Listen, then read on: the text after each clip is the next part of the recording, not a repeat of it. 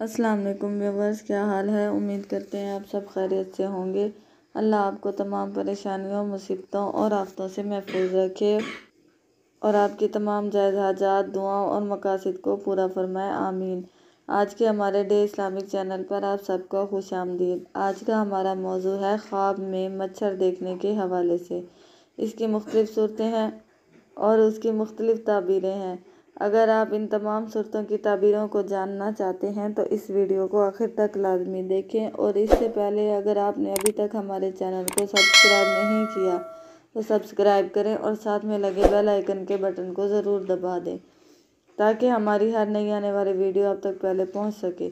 تو چلیے آئیے شروع کرتے ہیں ہمارے آج کے موضوع خواب میں مچھر دیکھنے کے حوالے سے۔ حضرت ابن سیرین رحمۃ اللہ علیہ نے فرمایا ہے کہ مچھر کو خواب میں دیکھنا ایک ذلیل اور خوار اور نکما آدمی ہے کہ تھوڑا اور ذلیل کام کرتا ہے،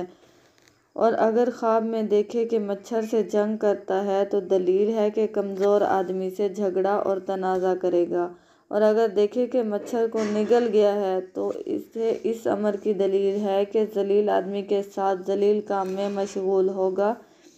اور اس سے اس کو تھوڑی چیز ملے گی، اور اگر خواب میں دیکھے کہ بہت سے مچھر اس کے جسم پر جمع ہو کر اس کو کاٹتے ہیں تو دلیل ہے کہ عام لوگوں کی زبان پر چڑھے گا اور ان سے نقصان ہوگا،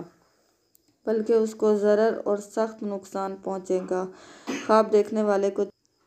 کہ صدقہ کرے، کیونکہ صدقہ آنے والی مصیبت کو ٹال دیتا ہے،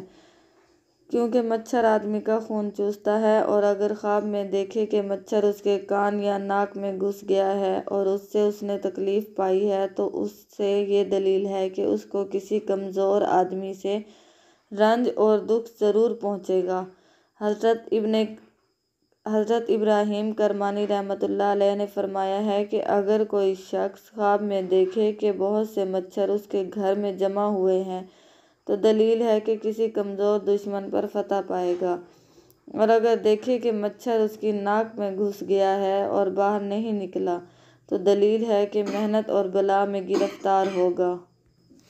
اگر آپ کو ہماری ویڈیو پسند آتی ہے تو اس کو لائک کریں اور صدقہ جاریہ سمجھ کر دوسروں کے ساتھ شیئر کریں۔